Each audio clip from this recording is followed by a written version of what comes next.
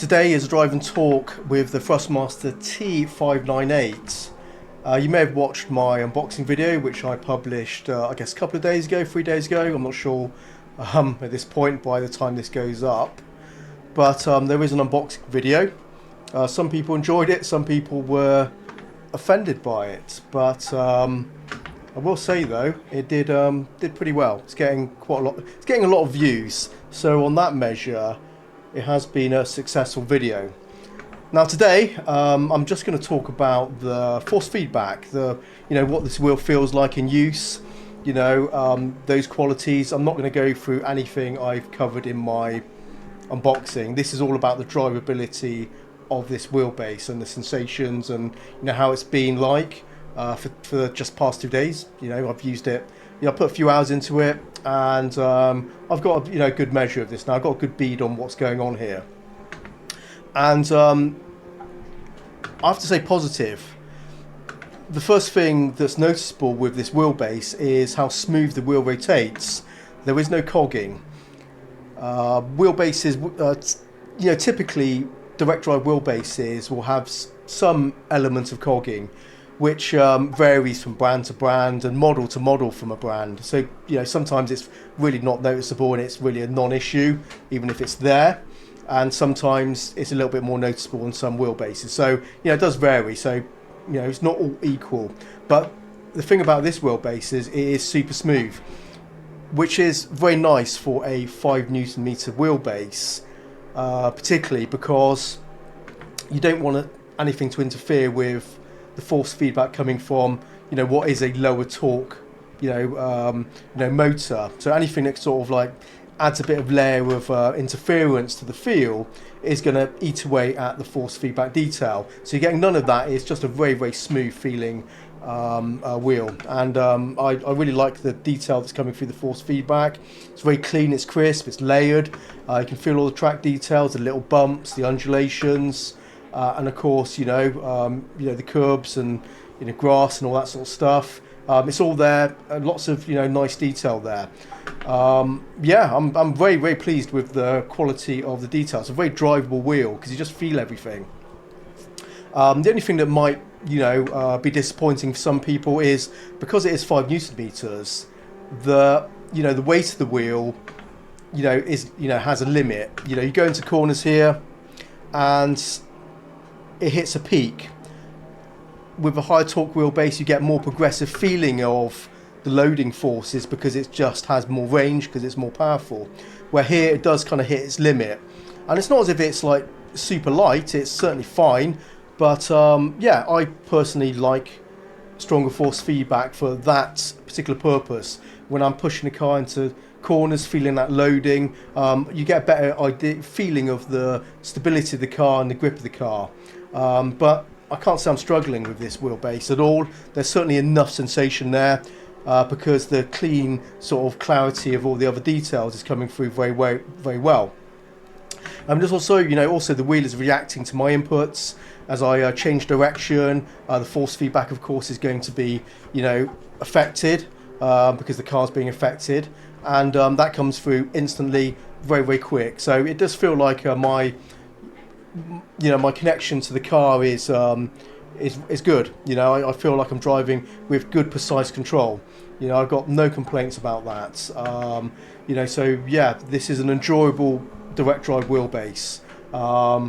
Its only limiting factor is 5 Newton meters, but still very, very drivable and very enjoyable. And if you're coming off like a lower torque, if you're going from a G29 or something like that, or T300, you'll certainly like this. If you're coming from a higher torque wheelbase and coming down to this, then you'll notice the drop down of power.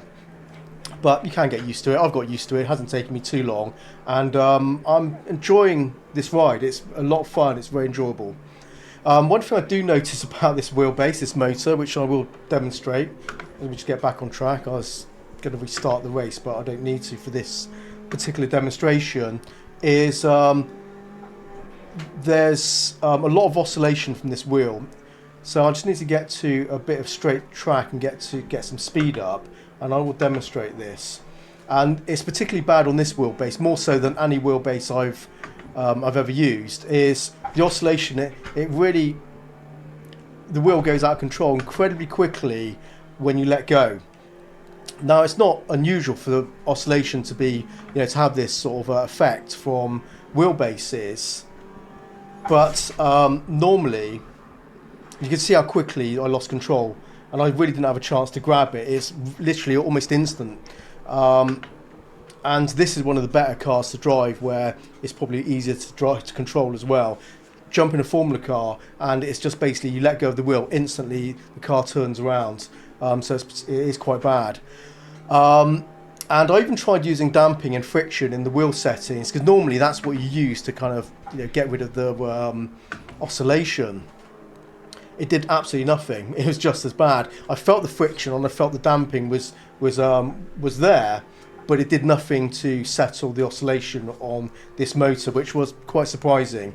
And ideally, with a 5 Newton meter wheelbase, you want to use as very little or no friction at all, because that does reduce the the detail from the force feedback if you use any of that. So ideally, any low torque wheelbase, I would use no damping or friction. High torque wheelbase, I might use a little bit of damping, but that's about it. But yeah, so you kind of don't really want to use those effects, because it really does sort of eat away at the nice pure detail from the wheelbase if you add too much of that. But as I said, use friction and damping, it does absolutely nothing to settle the oscillation. It is really pretty terrible, and this is actually pretty good compared to this is actually a good situation compared to when I was driving a Formula car, where as soon as I let go, the wheel just went boom and the car turned around and I was hitting a wall. So I'm not sure if it's something that Thrustmaster can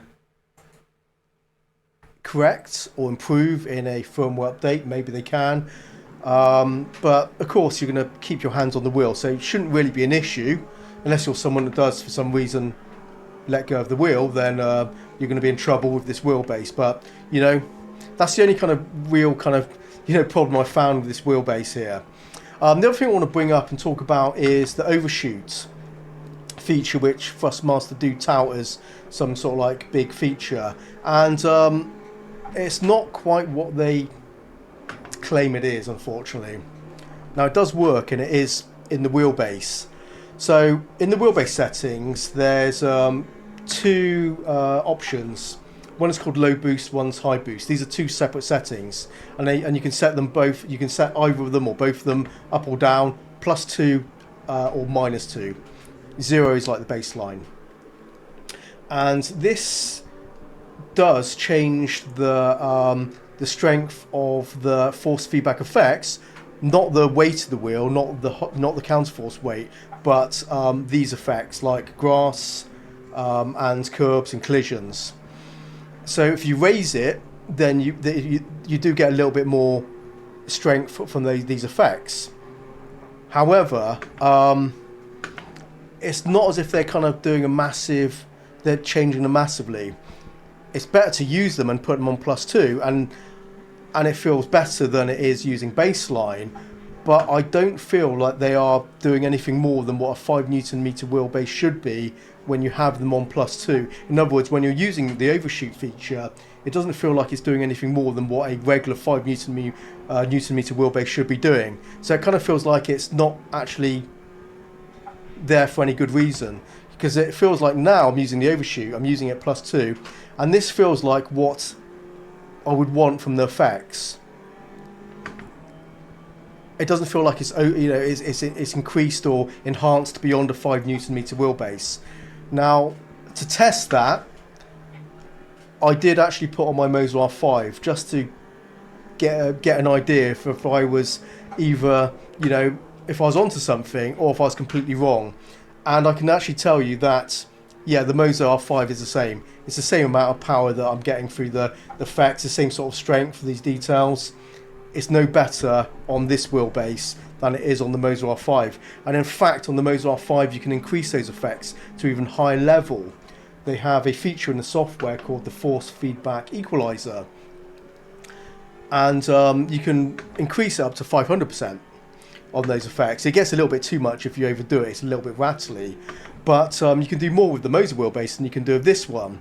and Moser don't make a big deal about it and kind of, you know, use it as a bullet point to sell this product as having a special, unique feature, because Overshoot is not special in any way. I was kind of disappointed that it wasn't doing more. But this is kind of Thrustmaster for you. The same company that calls Hall sensors heart technology, magnetic sensors, and tries to make it sound like it's a special thing and unique when it isn't. And that's what they've done with the Overshoot feature. So if you buy it on the premise of Overshoot and thinking it's going to be better than other wheelbases, you'll be disappointed, because it really isn't. But I don't want to take anything away from the feeling of the force feedback and the cleanness and the clarity of all the detail, because I'm really liking that. You know, so, you know, credit where credit's due. Outside of basically questionable Thrustmaster marketing, the force feedback is very, very nice, very clean, very clear. So yeah, no problems with that. So you'll be happy with that. Obviously, talked about oscillation. That's something which is a problem, but I never let go of the wheel. Therefore, I'm never going to have that issue. But just pre-warning you. So yeah, I just wanted to give you an early impression of the sensations from this wheel, what it's like, the detail of it. Yeah, it's as good as any 5 Newton meter wheelbase with the detail, and in fact maybe even a little bit better than some, because of how smooth it is without the cogging. And the Moser R5 does have cogging, and you do feel it. It's actually quite a lot on that wheelbase, not on other Moser wheelbases, but that one particularly, you can feel it when you turn the wheel. You can kind of feel this very light texture, and because I went back to back between one wheelbase to the other, I could certainly sense it. You know, so it was certainly cleaner delivery of force feedback from this wheelbase. You know, the overall effects were about the same. This wasn't doing any more in that sense, but just that kind of smoothness. With the no cogging sensation, it's certainly, I prefer this wheelbase over the Moser R5. There still may be some reasons you might go for the Moser R5. The ecosystem, smaller size of the wheelbase, which is, you know, almost half the size of this one. That may be useful. And yeah, I do like the Moser R5 still. Check out my review. I have dropped a link below to that review. So yeah, nothing wrong with it, but certainly I would say I prefer the force feedback from this wheelbase because of how smooth it delivers the detail. But yeah, nice. It's really, really nice. Now, of course, there's a few things, you know, you might kind of think, if you're going to be cynical about, you know, this video, seeing how positive I am about it and going, well, you said all this stuff about, you know, blah, blah, blah in the unboxing video. Fine. You can bang on about that. It still holds true, a lot of the things I said in that one. And I said in this video at the beginning, I just want to focus on the force feedback, nothing else. And it is good force feedback. So well done, Thrustmaster. Now there's other things I have to say about this wheelbase which I'm not so happy about. But you know, as a the performance of this, just for driving, the feel of the detail and the enjoyment of driving this with this wheelbase and the sensations coming through it. Very, very good, you know, so I'll give them that. That's there's no problems there.